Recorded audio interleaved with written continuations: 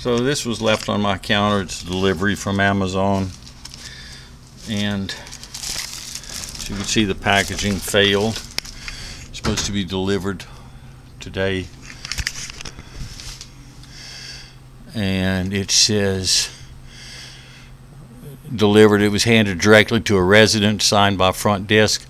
As you can see, that's a package of 24 batteries, and the weight is 1.5 pounds, and that's where they put it, right there. Look just like that. I love security cameras. So let me go ahead and start playing that.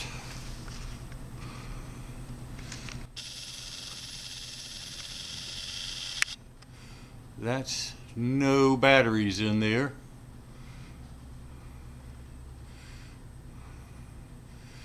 And I don't see any handed directly to us.